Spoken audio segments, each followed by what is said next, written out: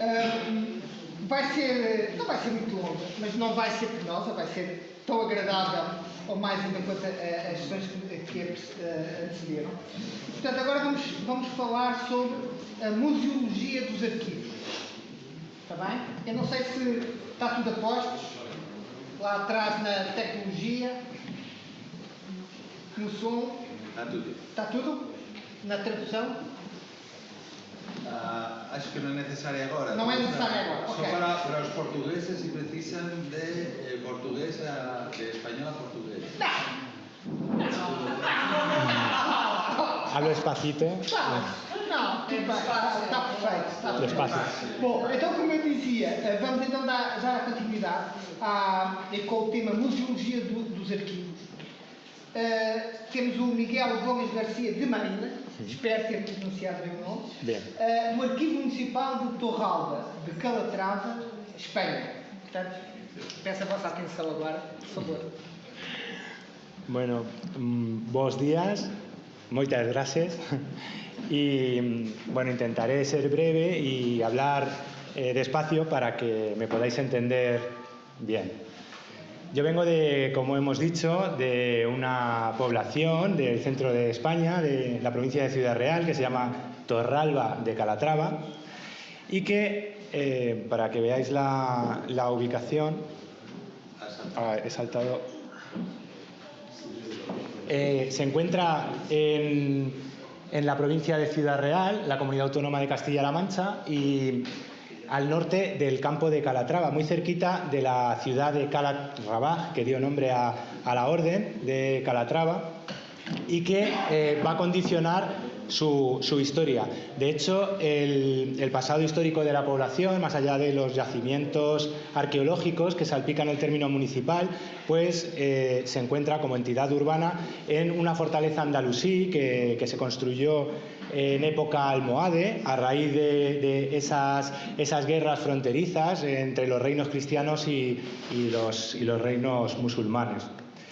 La historia del archivo está ligada a la propia historia de la población. Esto es interesante desde el punto de vista que sobre todo se trata aquí, ¿no?, del mundo rural y esos problemas que presenta, ¿no?, sobre la identidad y fijar la población al territorio por el tema de la despoblación sobre todo, ¿no? Entonces, gracias al archivo podemos conocer el devenir histórico de la población, porque es un archivo concejil, es decir, lo que contiene es toda la información relativa al funcionamiento del concejo y a su relación con otras administraciones, ¿no? Bien, tenemos, pues como os decía, una referencia de un escribano que trabajaba en el archivo en el siglo XVIII, finales del XVIII, principios del XIX, que nos habla ya sobre los primeros documentos que encontramos en el archivo, que son anteriores, bueno, que son más o menos de finales del siglo XV, y por eso sabemos que desde esta época es desde que existe el archivo, ¿no? En un primer momento, pues el archivo estaba formado por bolsas, probablemente de lino, que se guardaban en casa de los que participaban en la administración, pues de los escribanos, de los alcaldes, y posteriormente está documentado ya a finales del siglo XV, principios del XVI, la existencia de arcas para guardar la documentación. Pero yo de lo que vengo a hablar aquí es de la musealización del archivo, que es una de las actividades de divulgación más importantes que podemos tener en este tipo de instituciones. ¿Y por qué es importante musealizar un archivo? Pues, por un lado, como he dicho, el archivo es una herramienta básica para el conocimiento de la historia local. Por otro lado, damos una visión mucho más divulgativa, mucho más agradable de una institución que normalmente es vista como algo lejano, oscuro y con la que no nos sentimos identificados. Bueno, en España, a raíz de la publicación de la Constitución, de la promulgación de la Constitución y sobre todo el artículo 44, en el que dice que los poderes públicos tienen que promover la cultura y el acceso a la cultura, pues este tipo de de actividades que normalmente no se hacían, pues se empiezan a hacer, ¿no? Y los archivos empiezan a salir, digamos, de su oscurantismo y a exponer sus documentos. Cosa que se había hecho anteriormente. Por ejemplo, tenemos muchos ejemplos del archivo de Simancas, desde principios del siglo XX, que ya hacían exposiciones de documentos, pero que no eran unas exposiciones, digamos, museográficas, ¿no? Era simplemente exponer los documentos, además con los problemas que generó de conservación de muchos documentos importantes que se perdieron por tenerlos expuestos sin ningún tipo de cuidado, ¿no? Y luego, por último, pues el tema de los archivos como una forma de fijar población, de que los propios ciudadanos se sientan identificados con su archivo, con su pueblo, es decir, el tema de la identidad, etcétera. Hay una escasez bibliográfica en cuanto al tema de musealización de archivos, y sobre todo nos basamos en instituciones referentes, como por ejemplo el Archivo Histórico de la Nobleza, como por ejemplo el Archivo de Indias, que organizan recurrentemente, el de la Corona de Aragón, organizan exposiciones y son bastante interesantes. La bibliografía que tenemos es fundamentalmente la bibliografía museográfica aplicada a los archivos. Los objetivos que perseguimos, por tanto, es eso: ofrecer una imagen atractiva, potenciar la función cultural del archivo en sintonía con ese mandato de la Constitución española, y poner en valor el rico patrimonio documental. Sobre todo, pues promover la reflexión. Luego veremos algunas actividades que llevamos a cabo. La difusión de los fondos documentales, pues creemos que tiene tres patas, ¿no? Que son, por un lado, las publicaciones. Hemos publicado un libro sobre la historia del archivo, basado un poco en la paleografía y la diplomática, desde el punto de vista de los documentos, y contando un poco la historia de la población.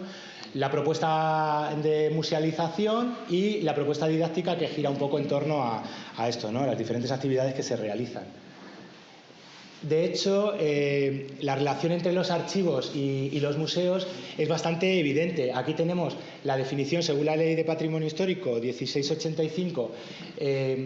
Los archivos vienen definidos en el artículo 59, creo que es, y en el mismo artículo los museos. Y si vemos, hay bastantes concomitancias, hay bastante similitud entre una definición y otra. La definición de custodia de los objetos, la de difusión cultural, y luego de acopio de materiales, de investigación, de conservación, etcétera. Para la musealización del archivo, pues tenemos una problemática que es fundamental, con respecto a, por ejemplo, lo que es una exposición de Bellas Artes, que es la no especialización del público. Presentar unos documentos que para el público pueden resultar pues incomprensibles, ¿no? En este sentido tenemos una dicotomía que yo vengo a explicar entre display y exhibition, que display sería más bien una exposición como tal, como por ejemplo en las galerías de arte, en la que se ponen una serie de obras sin más información. El aspecto más radical, digamos, puede ser el escaparate de una tienda, ¿no? Donde se exponen las cosas sin más. Sin embargo, por el objeto en sí, ¿no? Sin embargo, exhibición pues conlleva una explicación, conlleva un discurso, en este caso museográfico, que acompaña a los objetos que se exhiben. Las fases que ofrecemos, pues en primer lugar, para llevar a cabo la exposición, es tener un conocimiento de los fondos, es decir, llevar a cabo una investigación sobre los mismos, que se realiza durante la gestión documental. Estamos realizando la digitalización y al mismo tiempo la catalogación de los documentos, que los tenemos inventariados pero no catalogados. Después, elegir e interpretar el tema, que en esto también es importante el que se trate de una exposición temporal o permanente. Y bueno, después está la elaboración de la exposición como tal y las actividades de difusión en torno a la misma. Para la musealización, sobre todo, pues disponemos de, primero, tenemos que determinar si es una exposición permanente o temporal, ahora veremos más sobre esto, disponer de un espacio adecuado y, sobre todo, la falta de bibliografía nos hace recurrir a esta obra que está en Internet, que se llama Criterios para la elaboración del plan museológico, que nos da todas las pautas para elaborar la exposición desde el punto de vista de los museos, pero que es perfectamente aplicable a nuestro caso.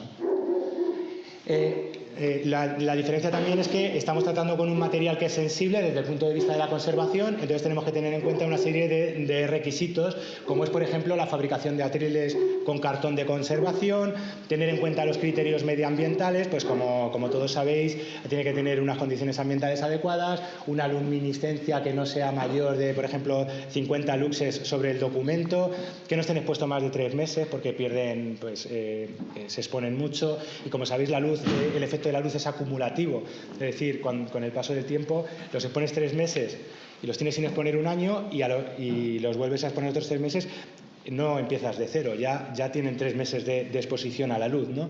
Y luego pues la humedad relativa, la temperatura, etcétera. Una serie de expositores adecuados, etcétera. En cuanto a las exposiciones, pues tenemos bastantes temas de exposición. Aquí, por ejemplo, tenemos la exposición permanente, que consiste en la historia del archivo o la historia del municipio a través del archivo, o, por ejemplo, diferentes aspectos como este, que es en los documentos de los expedientes judiciales, el escribano de turno, cuando describía las armas que se habían detenido en un conflicto que había sucedido, por ejemplo, pues tendían a dibujarlas con el tamaño a escala, ¿no? Y entonces estos dibujos de los escribanos son muy vistosos y, por lo tanto, desde el punto de vista de la exposición, muy atractivos. De hecho, entre las cosas que se proponen como adecuadas para exponer, pues desde el punto de vista, lo que os comentaba del display frente al exhibition, ¿no? Es decir, el valor documental primero de los documentos frente al valor como objetos. Tenemos, por ejemplo, diferentes tipologías diplomáticas, como por ejemplo aquí un libro de cuentas que son bastante curiosos y que, por ejemplo, hasta el siglo XVII aparecen en números romanos, en números romanos, posteriormente en números arábigos, o documentos que por su antigüedad, como este, que es uno de los más antiguos, que se trata de unas ordenanzas. Documentos que pueden ser interesantes desde el punto de vista histórico, como por ejemplo este, que es una visita durante la construcción de la parroquia de la Trinidad por el arquitecto Enrique Egas el Mozo, que es uno de los arquitectos más conocidos en la Castilla de estos momentos, ¿no? Que aparece la firma plasmada por él, o este de Florida Blanca. Luego tenemos otros que, como os decía, por el valor objetual, por el valor del objeto, como por ejemplo hermosas caligrafías, como un alarde caligráfico del escribano al principio del documento, ¿no? Como encabezamiento. O por ejemplo estas encuadernaciones como esta, que están hechas en pergamino y que podríamos calificar de mudéjar, que son muy vistosas. O restauraciones históricas, como esta. Tenemos documentos que esto, por ejemplo, es una carta ejecutoria de Martínez Silicio, que era el arzobispo de Toledo en este momento, y luego históricamente pues tuvieron que repararlo, ¿no? O por ejemplo los planos, los mapas, que son muy vistosos, contamos también con un gran número de ellos para exponerlos, o los sellos de placa, que también son muy vistosos y aparecen generalmente en los documentos reales. Los propios sellos del escribano, que actúa como notario y plasma su sello. Este a lo mejor no es el más vistoso, pero tenemos muchos casos de sellos que son muy vistosos.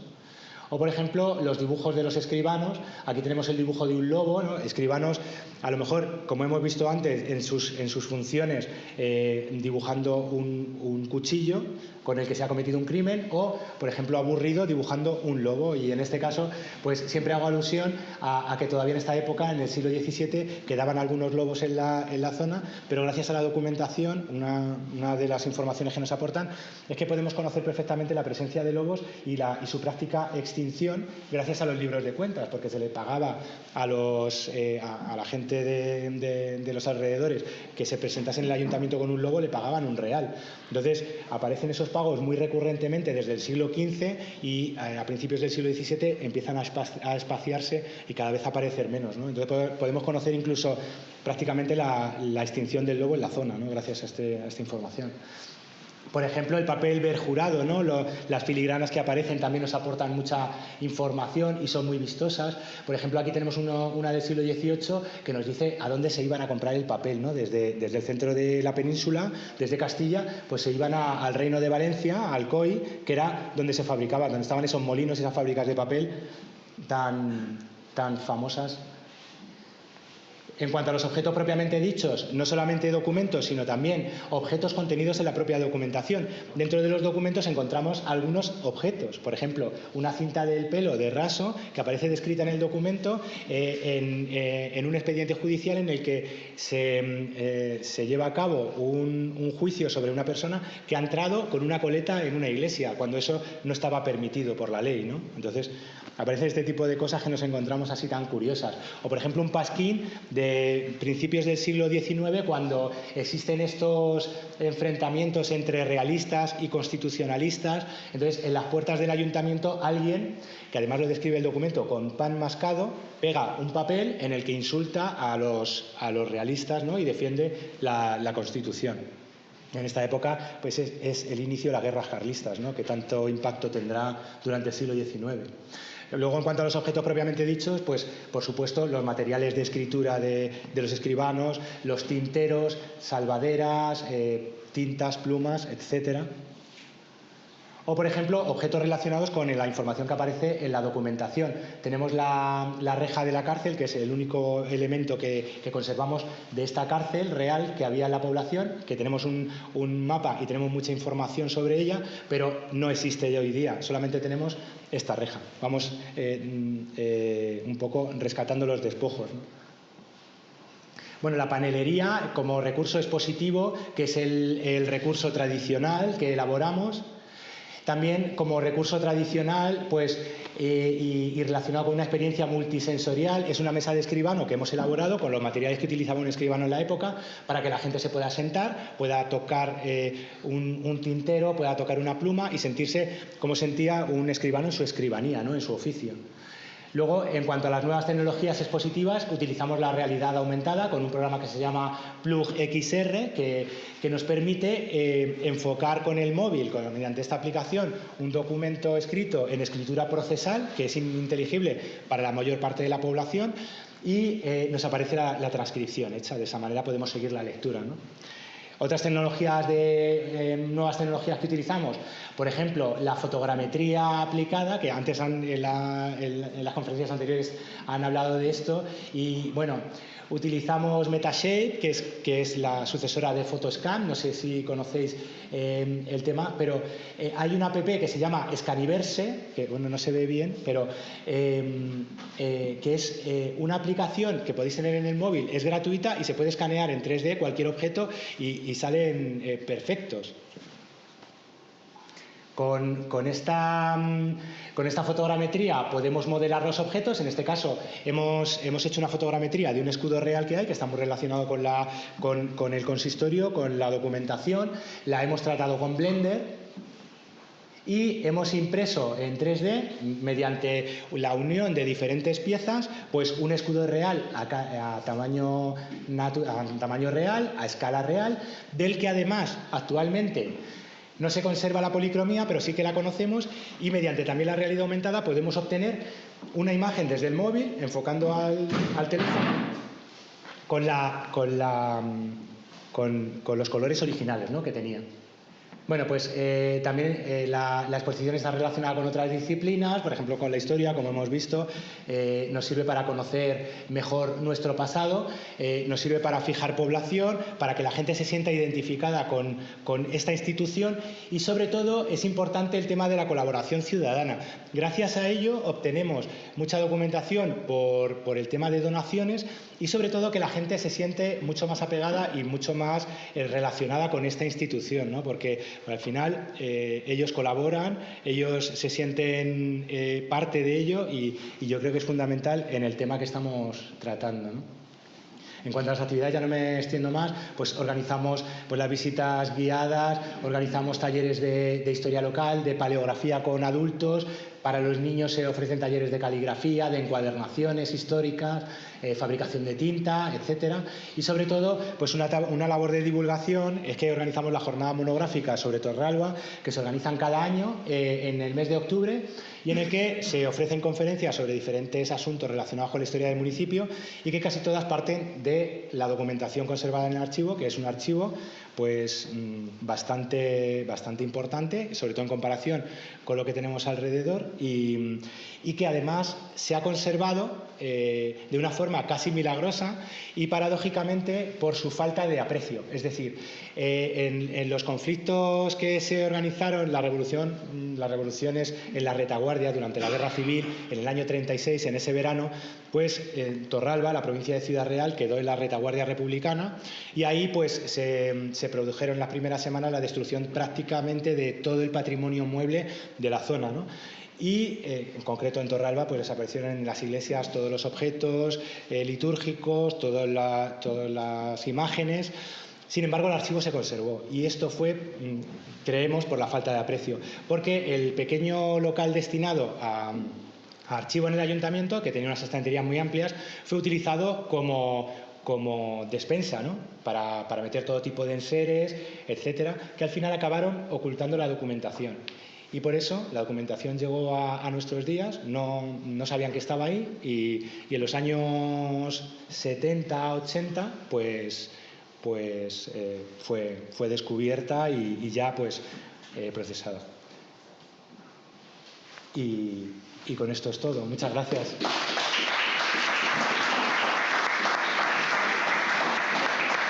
No sé se me ha pasado mucho. Não, perfeito, está perfeito, no tempo certo. Muito obrigado. Bom, de facto, agradeço aqui ao nosso colega Miguel Gomes Garcia de Marina, e agora temos aqui um tempinho que podemos aproveitar para fazer umas perguntas, se assim entenderem, apesar de eu estar da hora, mas isto sou eu a falar só. Portanto, se vocês quiserem fazer alguma pergunta, estamos disponíveis. Sí, como ya te comentaba a ti, pero vamos, nosotros hemos hecho en Torre Orgaz un taller de escaneo de documentos con reconocimiento de texto, y entonces para prepararlo probábamos los distintos softwares ahí que teníamos un poco disponibles, ¿no? Los gratuitos. Vimos que el software TSRAC era bastante bueno, que es el del Google Drive, simplemente transformando una imagen que tiene el texto a un documento Word o un documento de texto, y era bastante bueno hasta en caligrafía manual, si no era así de esta medieval ya. Entonces mi pregunta es, el software que has comentado, que quería, lo he estado buscando pero no he entendido, Scaniverse. Scaniverse. Scani, de scan, Scaniverse, empieza por S, Scaniverse. ¿Y este funciona bien? No, pero son cosas distintas. No, porque nosotros utilizamos el plug XR como realidad aumentada, pero en realidad la realidad aumentada lo que te hace es una información que tú ya tienes hecha, pues proyectártela sobre un material que existe. Por ejemplo, podríamos sobre este micrófono obtener una imagen para que al enfocarlo esa imagen se convierta en una información, en otra imagen diferente, pues por ejemplo en este caso con el texto de los documentos. Pero no es reconocimiento de texto. Es que lo del reconocimiento de texto, claro, puede funcionar, como dices, con una caligrafía actual, pero por ejemplo con documentos medievales o incluso de la edad moderna, escritos en escritura cortesana, procesal, yo creo que no funcionan bien, y de hecho en una universidad de Suiza estaban intentando desarrollar un software de reconocimiento de escritura, y creo que ni siquiera con la realidad, o sea, con la inteligencia artificial todavía son capaces, porque claro, cada escribano, aunque más o menos se parecen, cada escribano tiene una letra distinta, cada uno utiliza, yo qué sé, las ligaduras más altas, es muy, muy, muy difícil. Yo creo que sí que llegará un momento en el que eso se puede hacer, pero yo ahora mismo con eso no me atrevo. ¿La digitalización que hacéis hoy día del archivo, el reconocimiento de texto, lo estáis dejando a un lado? Claro, lo estamos dejando a un lado. Digamos que la digitalización que nosotros hacemos en un futuro servirá, claro, para poner en marcha ese reconocimiento de texto, pero actualmente yo creo que no estamos en condiciones, y mucho menos una administración tan poco potente como la nuestra, contar con un software así, que sería, vamos, algo puntero. De hecho, es que todavía no existe a nivel a nivel internacional, yo creo.